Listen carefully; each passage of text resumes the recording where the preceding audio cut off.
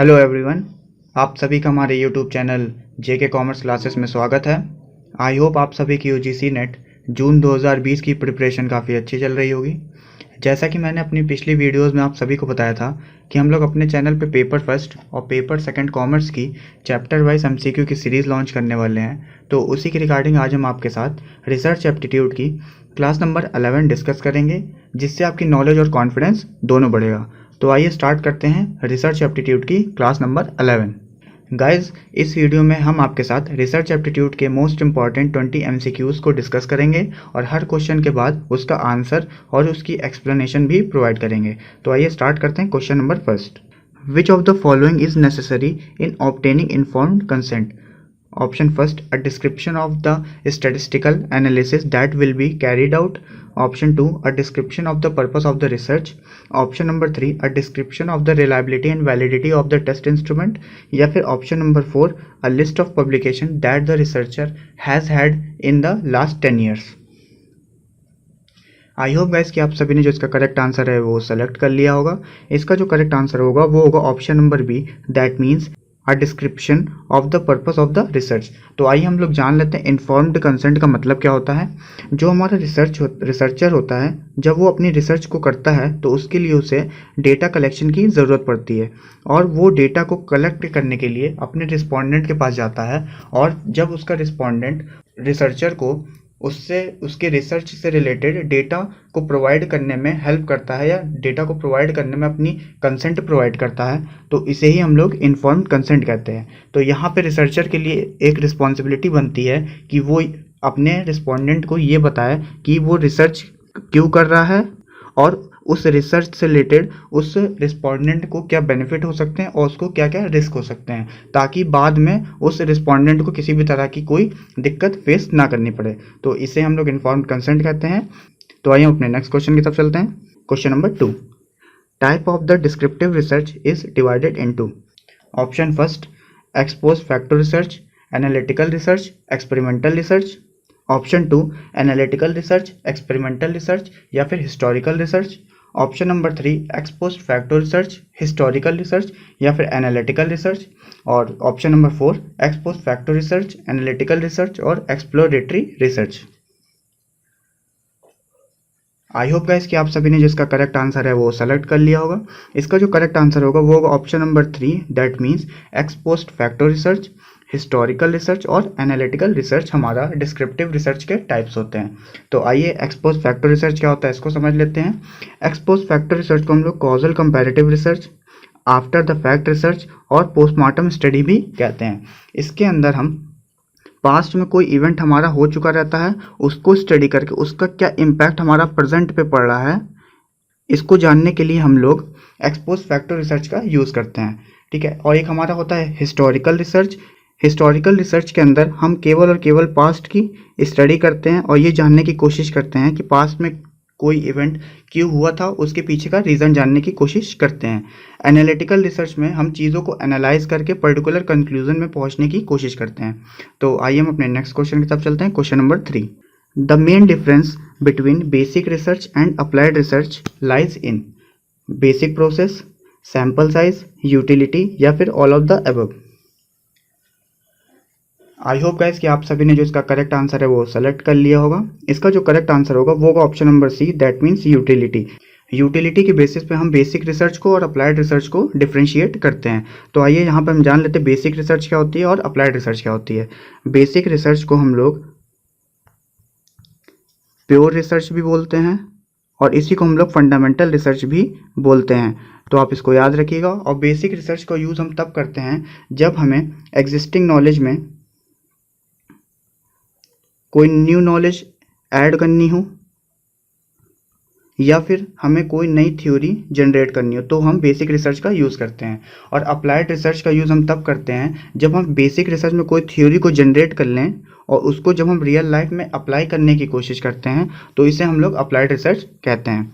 तो आइए हम अपने नेक्स्ट क्वेश्चन की तरफ चलते हैं। Question number 4, consider the following sampling techniques: systematic sampling, cluster sampling, quota sampling, snowball sampling और मल्टी स्टेज सैम्पलिंग।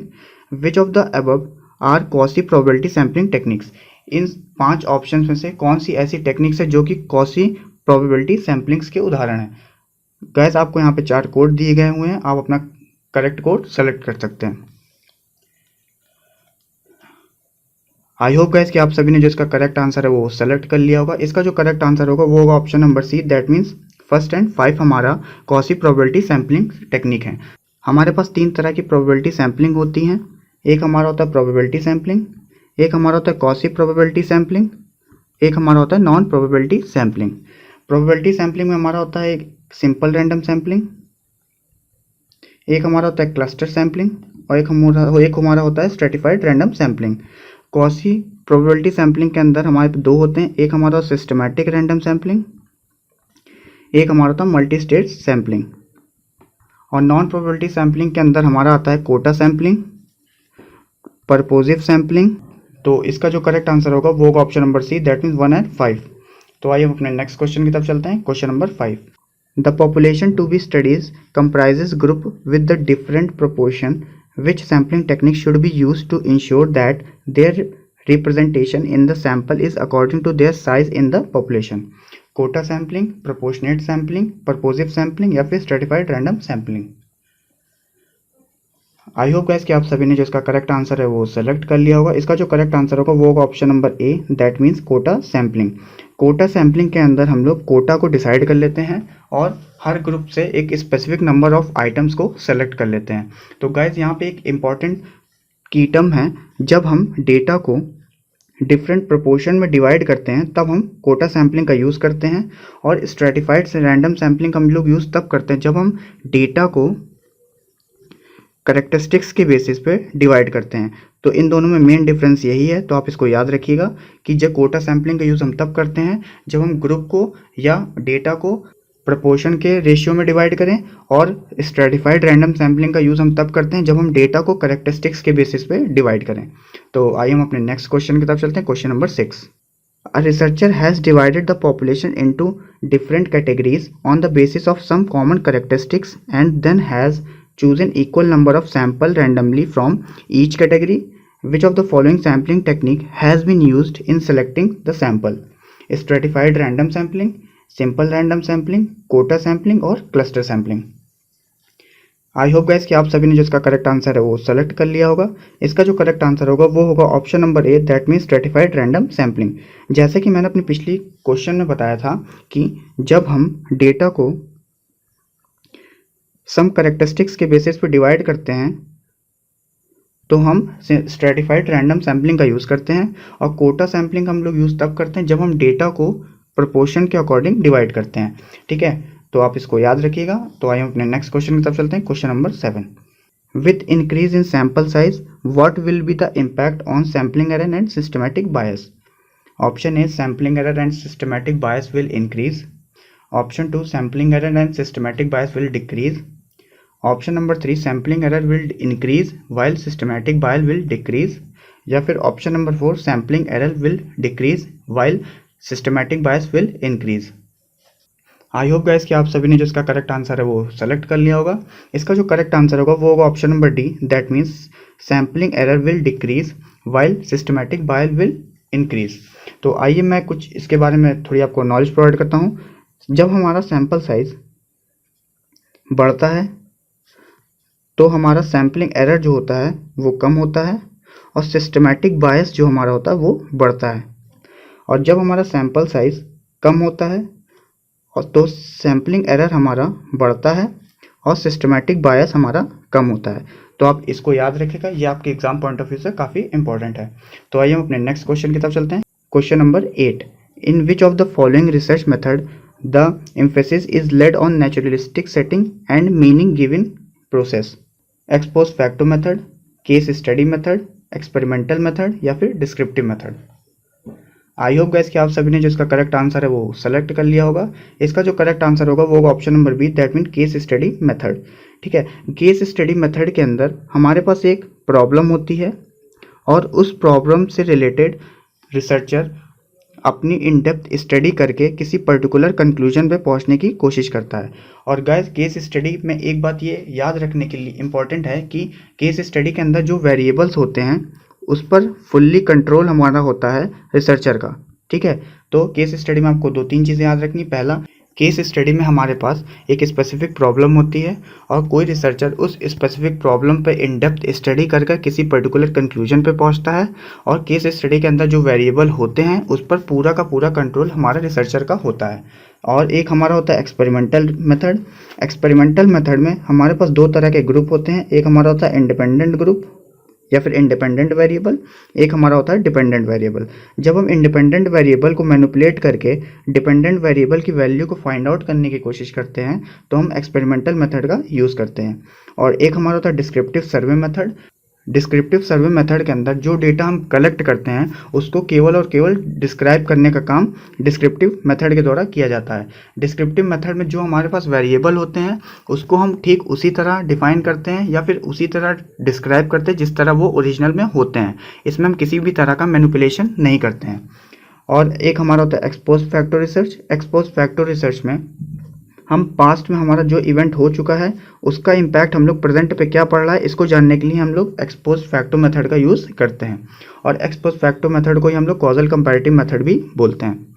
तो आइए हम अपने नेक्स्ट क्वेश्चन की तरफ चलते हैं। Question number 9, the act of publishing the same data and result in more than one journal और publication refers to which of the following professional issues? Partial publication, duplicate publication, full publication या none of the above? I hope guys कि आप सभी ने जो इसका correct answer है वो सेलेक्ट कर लिया होगा। इसका जो करेक्ट आंसर है वो हमारा है डुप्लीकेट पब्लिकेशन। जब हम अपने एक रिजल्ट को एक से ज़्यादा जर्नल में पब्लिश कराते हैं तो उसे हम लोग कहते हैं डुप्लीकेट पब्लिकेशन। एक हमारा होता है पार्शियल पब्लिकेशन। जब रिसर्चर का जो रिजल्ट आता है उस रिजल्ट के एक भाग को तो वो एक जर्नल में पब्लिश कराए और दूसरे भाग को वो दूसरे जर्नल में पब्लिश कराता है तो इसे हम लोग पार्शियल पब्लिकेशन कहते हैं। एक हमारा होता है फुल पब्लिकेशन। जब रिसर्चर का जो रिजल्ट आया है उस रिजल्ट को जब वो किसी एक ही जर्नल में पब्लिश कराता है तो उसे हम लोग फुल पब्लिकेशन कहते हैं। तो आइए हम अपने नेक्स्ट क्वेश्चन की तरफ चलते हैं। Question number 10, when a researcher start with the dependent variable and moves backward it is called predictive research, retrospective research, exploratory research या फिर descriptive research? I hope guys कि आप सभी ने जो इसका करेक्ट आंसर है वो सेलेक्ट कर लिया होगा। इसका जो करेक्ट आंसर है वो होगा हमारा रेट्रोस्पेक्टिव रिसर्च। ठीक है, जब कोई रिसर्चर डिपेंडेंट वेरिएबल से स्टार्ट करके बैकवर्ड की तरफ जाता है तो इसके लिए हम लोग रेट्रोस्पेक्टिव रिसर्च का यूज़ करते हैं। अगर कोई रिसर्चर डिपेंडेंट वेरिएबल से स्टार्ट करके फॉरवर्ड की तरफ जाता है तो इसे हम लोग कहते हैं प्रोस्पेक्टिव रिसर्च। ठीक है, तो आप सीधा इस तरह याद रख सकते हैं, जब कोई रिसर्चर पास्ट में जाता है तो उसके लिए हम लोग रेट्रोस्पेक्टिव रिसर्च का यूज़ करते हैं। जब कोई रिसर्चर फ्यूचर में जाता है तो उसके लिए हम लोग प्रोस्पेक्टिव रिसर्च यूज़ करते हैं। एक हमारा होता है डिस्क्रिप्टिव रिसर्च। डिस्क्रिप्टिव रिसर्च में हम लोग जो हमारे पास डेटा होता है उसको हम केवल और केवल डिस्क्राइब करते हैं और इसमें जो वेरिएबल्स हमारे पास होते हैं उसमें किसी भी तरह का मैनिपुलेशन नहीं करते हैं। दैट मीन्स इसमें जो वेरिएबल्स होते हैं उसको ओरिजिनल फॉर्म की तरह ही डिफाइन करते हैं। एक हमारा होता है प्रेडिक्टिव रिसर्च। जब हम पास्ट की स्टडी करके फ्यूचर प्रिडिक्ट करने की कोशिश करते हैं तो उसके लिए हम लोग प्रेडिक्टिव रिसर्च का यूज़ करते हैं। एक हमारी होती है एक्सप्लोरेटरी रिसर्च। एक्सप्लोरेटरी रिसर्च का यूज़ हम तब करते हैं कि जब जिसके रिगार्डिंग हम स्टडी कर रहे हैं उसके बारे में हमें ज़्यादा नॉलेज ना हो, उस चीज़ के रिलेटेड हम डेटा को ज़्यादा से ज़्यादा डेटा को कलेक्ट करने के लिए हम लोग एक्सप्लोरेटरी रिसर्च का यूज़ करते हैं। इस एक्सप्लोरेटरी रिसर्च को एक एग्जांपल के थ्रू हम समझ सकते हैं।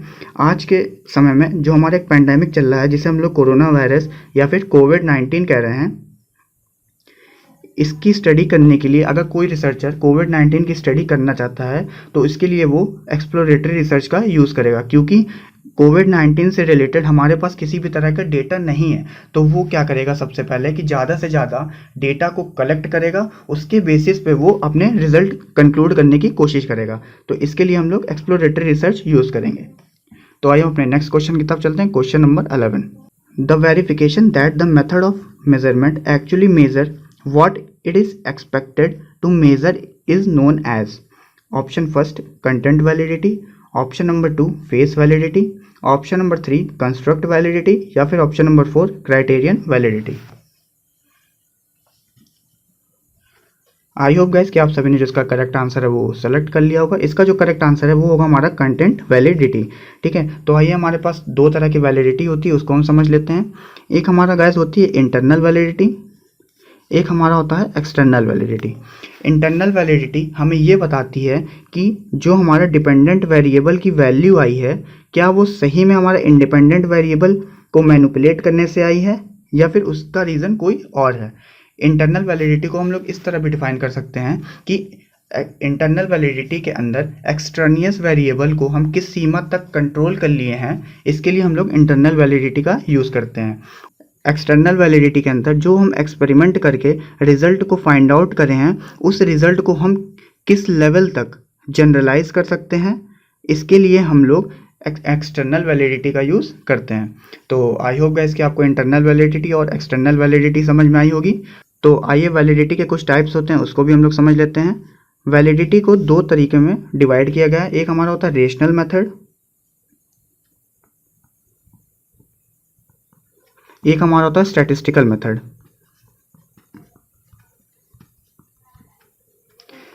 रेशनल मेथड के अंदर पहली हमारी होती है फेस वैलिडिटी, दूसरी हमारी होती है कंटेंट वैलिडिटी और तीसरी हमारी होती है लॉजिकल वैलिडिटी। और स्टैटिस्टिकल मेथड के अंदर हमारी एक होती है प्रिडिक्टिव वैलिडिटी, एक हमारी होती है कॉन्करेंट वैलिडिटी, एक हमारी होती है कंस्ट्रक्ट वैलिडिटी। तो आप इसको याद रखिएगा, ये आपके एग्जाम पॉइंट ऑफ व्यू से काफ़ी इंपॉर्टेंट है कि रेशनल मेथड के अंदर कौन कौन सी वैलिडिटीज़ आती हैं और स्टैटिस्टिकल मेथड के अंदर कौन कौन सी वैलिडिटीज़ आती हैं। तो आइए हम अपने नेक्स्ट क्वेश्चन की तरफ चलते हैं। Question number 12, which method is most directly associated with lack of informed consent? In depth interviewing, option 2 content analysis, covert observation या फिर option number 4 case study. I hope guys कि आप सभी ने जो इसका करेक्ट आंसर है वो सेलेक्ट कर लिया होगा। इसका जो करेक्ट आंसर है वो होगा option number C, that means covert observation. ठीक है, जब कोई रिसर्चर अपने रिस्पोंडेंट को चोरी छुपे ऑब्जर्व करता है और उससे डेटा कलेक्ट करता है तो ये इन्फॉर्म्ड कंसेंट के अंदर इंक्लूड नहीं किया जाता है। तो इसका जो करेक्ट आंसर होगा वो होगा option number C, that mean covert observation. तो आइए अपने नेक्स्ट क्वेश्चन की तरफ चलते हैं। Question number 13, the problem of researchers seeing only what they expect to see is called. Option number first researcher bias, option number 2 experimenter effect, option number 3 leniency effect या फिर option number 4 halo effect. I hope guys कि आप सभी ने जिसका correct answer है वो select कर लिया होगा। इसका जो करेक्ट आंसर है वो होगा हमारा option number A, that mean researcher bias. एक हमारा होता है हेलो इफेक्ट, जब हम किसी पर्टिकुलर करेक्टरिस्टिक्स के बेसिस पे किसी इंसान को जज करते हैं तो इसके लिए हम लोग हेलो इफेक्ट का यूज़ करते हैं। और लीनियंसी इफेक्ट वो इफेक्ट होता है कि जब हम कोई डिसीज़न लेते हैं और उस डिसीज़न के प्रति हम काफ़ी उदार हो जाते हैं या फिर उस डिसीज़न को लेने के लिए हम काफ़ी ढिलाई बरतते हैं तो उसे हम लोग लीनियंसी इफेक्ट बोलते हैं। तो आइए हम अपने नेक्स्ट क्वेश्चन की तरफ चलते हैं। Question number 14, a deductive theory is one that allows theory to emerge out of the data. Option number 2 involves testing an explicitly defined hypothesis. Option number 3 allows for finding to feedback into the stock of knowledge या फिर option number 4 uses qualitative method whenever possible. आई hope guys कि आप सभी ने जो इसका correct answer है वो सेलेक्ट कर लिया होगा। इसका जो करेक्ट आंसर होगा वो होगा option number B, that means involves testing and explicitly defined hypothesis. तो आइए डिडक्टिव थ्योरी क्या होती है इसके बारे में जान लेते हैं। सबसे पहले जो हमारी डिडक्टिव थ्योरी होती है वो हमारा क्वांटिटेटिव इन नेचर होती है।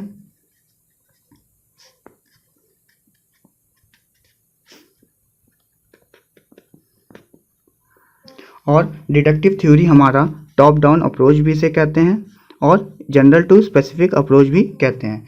और डिडक्टिव थ्योरी के अंदर हमारे पास कोई थ्योरी पहले से अवेलेबल रहती है, उस थ्योरी की हम जब टेस्टिंग करते हैं तो उसके लिए हम लोग डिडक्टिव थ्योरी का यूज़ करते हैं। या फिर इसको हम इस तरह भी डिफाइन कर सकते हैं कि जब हमारे पास कोई हाइपोथेसिस पहले से हो और उसकी टेस्टिंग करनी हो तो हम डिडक्टिव थ्योरी का यूज़ करेंगे।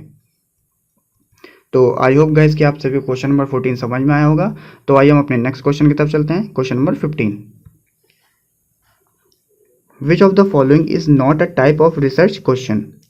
Predictive and outcome, option number 2 evaluating a phenomena, option number 3 developing good practices या option number 4 a hypothesis. I hope guys कि आप सभी ने जो इसका करेक्ट आंसर है वो सेलेक्ट कर लिया होगा। इसका जो करेक्ट आंसर होगा वो होगा हमारा option number 4, that means a hypothesis. Hypothesis किसी भी तरह का रिसर्च क्वेश्चन नहीं होता है, ये हमारा एक टेंटेटिव स्टेटमेंट होता है जो हमारा सही हो भी सकता है और सही नहीं भी हो सकता है। ठीक है, तो आइए हम अपने नेक्स्ट क्वेश्चन की तरफ चलते हैं। क्वेश्चन नंबर 16,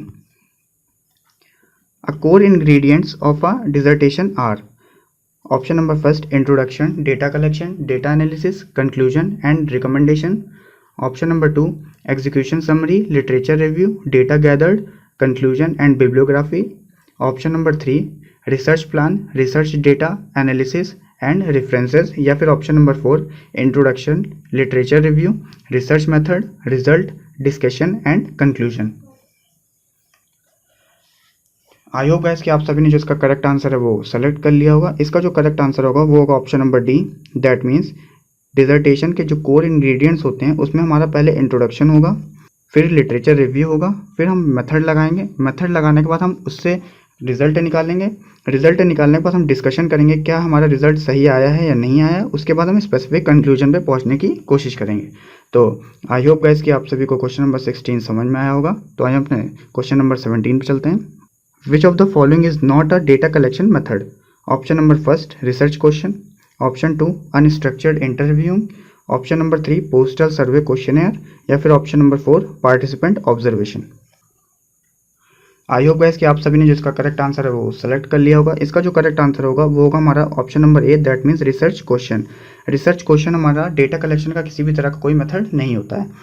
तो आइए हम अपने नेक्स्ट क्वेश्चन की तरफ चलते हैं। Question number 18, an example of scientific knowledge is social tradition and custom, authority of the prophet or great men.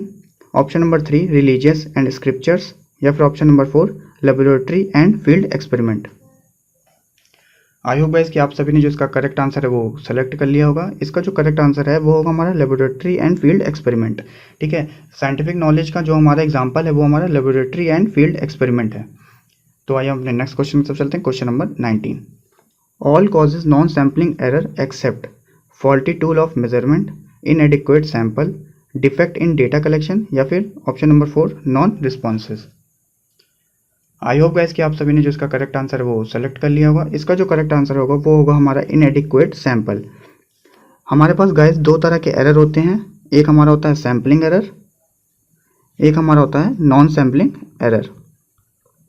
Sampling error वो एरर होते हैं जो कि सैंपल के कारण होते हैं, और नॉन सैम्पलिंग एरर वो एरर होते हैं जो कि ह्यूमन के कारण होते हैं। ठीक है, तो यहाँ पे हमारा पहला जो ऑप्शन है फॉल्टी टूल ऑफ मेजरमेंट, ये हमारे ह्यूमन के कारण हो सकता है, क्योंकि जो मेथड जो टूल उसको लगाना था अगर वो ही नहीं लगाएगा तो उससे नॉन सैम्पलिंग एरर अकर हो सकते हैं। डिफेक्ट इन डेटा कलेक्शन, अगर उसको मान लीजिए क्वेश्चनर के थ्रू डेटा कलेक्ट करना था बट वो शेड्यूल के थ्रू डेटा को कलेक्ट कर रहा है तो इसके थ्रू भी हमारा नॉन सैम्पलिंग एरर होगा। नॉन रिस्पॉन्सेज, मान लीजिए हमारा डेटा कलेक्शन के लिए उसने शेड्यूल को अपने रिस्पोंडेंट के पास भेजा और उन्होंने कोई रिस्पॉन्स ही नहीं दिया तो इससे भी हमारा नॉन सैम्पलिंग एरर होगा। तो इस तीनों ऑप्शंस में हमारा ह्यूमन इन्वॉल्वमेंट है, बट जो हमारा इनएडिक्वेट सैंपल है वो हमारा सैम्पलिंग एरर के कारण अकर हुआ है। तो इसका जो करेक्ट आंसर होगा वो होगा हमारा option number B, that mean inadequate sample. तो आइए अपने नेक्स्ट क्वेश्चन की तरफ चलते हैं। Question number 20, formulation of hypothesis may not be necessary in option number first survey studies, option number 2 fact finding studies, option number 3 experimental studies, या फिर option number 4 normative studies. I hope guys कि आप सभी ने जो इसका correct answer है वो सेलेक्ट कर लिया होगा। इसका जो करेक्ट आंसर होगा वो होगा हमारा option number B, that means fact finding studies. तो आइए फैक्ट फाइंडिंग स्टडीज के बारे में हम जान लेते हैं। फैक्ट फाइंडिंग स्टडीज को गाइस हम लोग हिस्टोरिकल रिसर्च भी बोलते हैं, और हिस्टोरिकल रिसर्च का यूज़ हम तब करते हैं जब हमें पास्ट की स्टडी करनी हो और ये जानना हो कि पास्ट में कोई इवेंट क्यों हुआ था और उसके पीछे का रीज़न क्या था। इसके लिए हम लोग हिस्टोरिकल स्टडीज़ का यूज़ करते हैं। एक हमारा होता है एक्सपेरिमेंटल स्टडीज़, इसके अंदर हमारे पास दो तरह के वेरिएबल होते हैं, एक हमारा होता है इंडिपेंडेंट वेरिएबल, एक हमारा होता है डिपेंडेंट वेरिएबल। जब हम इंडिपेंडेंट वेरिएबल को मैनिपुलेट करके उसका इम्पैक्ट डिपेंडेंट वेरिएबल पे देखते हैं तो उसके लिए हम लोग एक्सपेरिमेंटल स्टडीज़ का यूज़ करते हैं। एक हमारा होता है सर्वे स्टडीज़। सर्वे स्टडीज़ ये हमारा डिस्क्रिप्टिव रिसर्च का एक पार्ट होता है जिसके अंदर रिसर्चर डेटा को कलेक्ट करने के लिए डेटा की एक लिस्ट बनाता है और उसे अपने रिस्पोंडेंट के पास भरने के लिए भेज देता है, और उनसे जो रिस्पॉन्स उसे मिलते हैं उसको वो जब डिस्क्राइब करता है, उसके लिए हम लोग सर्वे स्टडीज़ का यूज़ करते हैं। नॉर्मेटिव स्टडीज़ को हम लोग लिटरेचर रिव्यू भी बोलते हैं, जिसका मतलब ये होता है कि मान लीजिए आप किसी स्पेसिफिक टॉपिक पे रिसर्च करना चाहते हैं, तो लिटरेचर रिव्यू के थ्रू उसी टॉपिक से रिगार्डिंग प्रीवियस में कौन कौन सी रिसर्चेस हो चुकी हैं, इसका रिव्यू करना ही लिटरेचर रिव्यू कहलाता है। तो आई होप गाइस कि आप सभी को क्वेश्चन नंबर 20 समझ में आया होगा। आई होप गाइस कि आप सभी को हमारी वीडियो अच्छी लगी होगी। अगर आपको हमारी वीडियो में किसी तरह की कोई कमी लगी हो तो आप कमेंट बॉक्स में अपना सजेशन दे सकते हैं, हम आपके सजेशन का वेट करेंगे। और गाइस अगर आपको हमारी वीडियो इन्फॉर्मेटिव लगी हो तो हमारी वीडियो को लाइक करिए, शेयर करिए और कमेंट करिए, और साथ ही साथ हमारे चैनल जेके कॉमर्स क्लासेस को सब्सक्राइब करिए और उसके बगल में जो बेल आइकन है उसको भी प्रेस करिए, ताकि हमारे द्वारा बनाई गई वीडियो की नोटिफिकेशन आपके पास सबसे पहले पहुँचे। तो thank you so much guys.